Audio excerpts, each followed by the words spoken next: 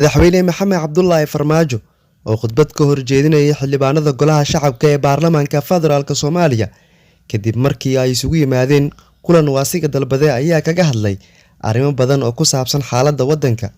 Waxyaabaha aadka looga wada sugayay ee madaxweynaha ayaa ka mid ahaa inuu go'aan adag ka qaato arrimaha doorashooyinka iyo ammaanka dalka. Hase ahaatee waxa uu sheegay in ra'iisul wasaarihiisa Maxamed Xuseen Rooble uu ku wareejiyay arrimaha doorashooyinka dalka iyo ammaanka. Sidoo kale madaxweynaha ayaa si kulul kaga hadlay xiisadda ka taagan magaalada Muqdisho. Waxa uuna sheegay in aanu doonayn in dhiigga shacabka uu ku raadsado kursi balse siyaasiyiinta ayuu si adag u weeraray. Sidoo kale madaxweynaha ayaa ka codsaday ra'iisul wasaaraha xukuumadda inuu kala wareego arrinta doorashada dalka uuna qabto shir ay isugu yimaadaan madaxda dowladda federaalka iyo kuwa dowladda goboleedyada ee xubnaha ka ah federaalka si loo ambaqaado heshiiskii 17 Sebteembar loona aado doorasho is-ogol ah.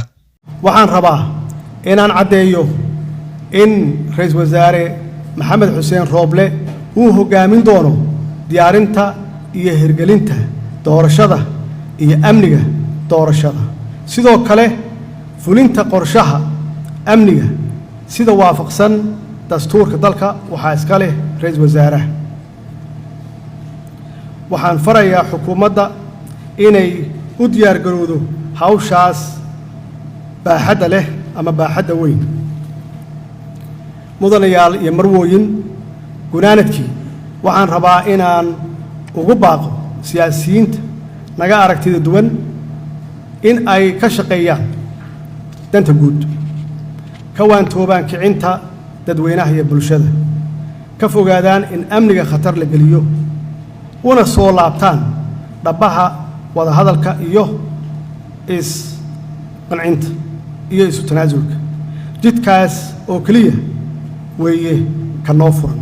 Su'aasha meesha taagan ayaa ah mucaaradka ka soo horjeeda hogaaminta madaxweyne Farmaajo magaalada ma ka dulqaadi doonaan ciidamada aadka u badan ee dhufeysida ka qotay dhowr meelood oo ka mid ah degmooyinka caasimadda dalka.